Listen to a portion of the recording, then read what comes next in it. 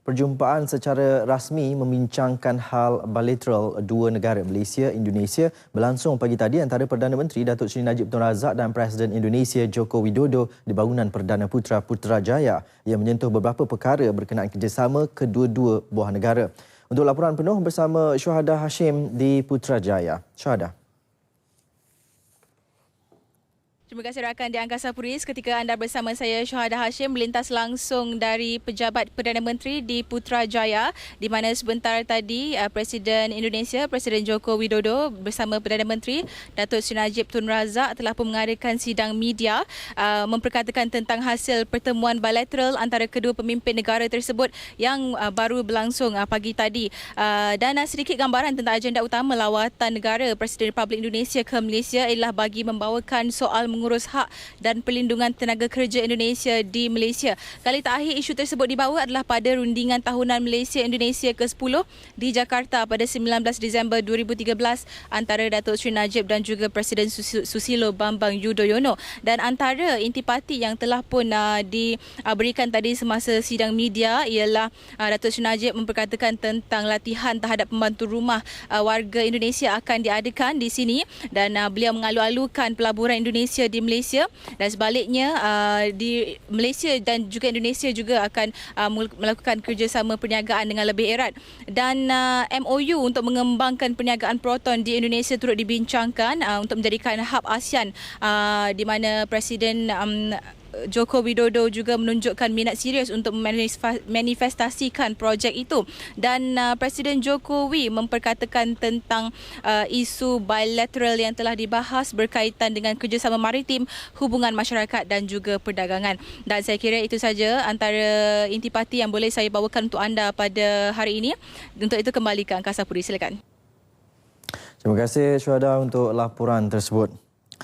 Presiden Joko Widodo sebelum itu mengadakan pertemuan dua hala dengan Perdana Menteri Datuk Seri Najib Tun Razak di bangunan Perdana Putra. Ketibaan Joko di perkarangan bangunan Perdana Putra pada 9.20 pagi disambut Datuk Seri Najib Tun Razak.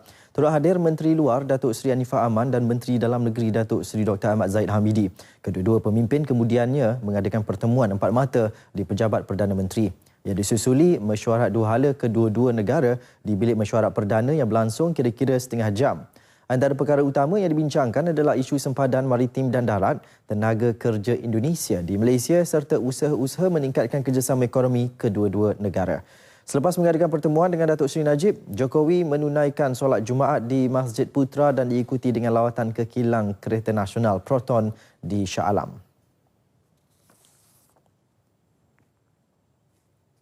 Kedua-dua negara juga dalam mesyuarat dua hala sepakat untuk menyelesaikan isu persempadanan maritim kedua-dua negara secepat mungkin. Bercakap pada sidang media bersama Joko selepas mesyuarat dua hala tersebut di Putrajaya, Datuk Seri Najib menjelaskan kedua-dua negara bersetuju untuk meneruskan kerjasama melalui dua landasan utama bagi menyelesaikan isu tersebut yang tertunggak sejak sekian lama. Untuk meneruskan usaha penyelesaian persempadanan maritim ini berdasarkan pada dua track, iaitu pertama track jawatankuasa teknikal yang melapor pada Menteri Luar diteruskan dan mesyuarat selanjutnya akan diadakan pada 26 hari bulan Februari ini. Di samping itu, kami juga bersetuju untuk melantik seorang special envoy mewakili kerajaan Indonesia, pemerintah Indonesia dan juga kerajaan Malaysia untuk mengadakan rundingan secara exploratory pada peringkat pertama untuk mencari satu formula yang ada keberangkalian diterima oleh pemerintah dan rakyat negara Indonesia dan Malaysia.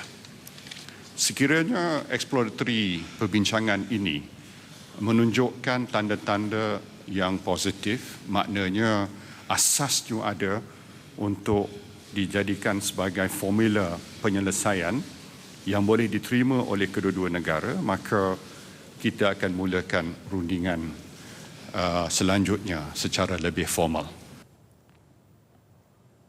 Jawatankuasa teknikal yang ditubuhkan bagi menyelesaikan masalah tersebut telah bermesyuarat sebanyak 26 kali bagi membincangkan masalah tersebut. Namun masih belum dapat hasil yang boleh memperlihatkan kemajuan signifikan. Dalam pada itu, kedua-dua negara juga bersetuju untuk menyelesaikan masalah pencerobohan nelayan di perairan antarabangsa berdasarkan undang-undang sedia ada, di mana jika berlaku sebarang pencerobohan, nelayan tersebut akan diusir keluar. Mengenai kemasukan tenaga kerja Indonesia ke negara ini, kedua-dua negara juga bersetuju untuk menggunakan satu saluran sahaja bagi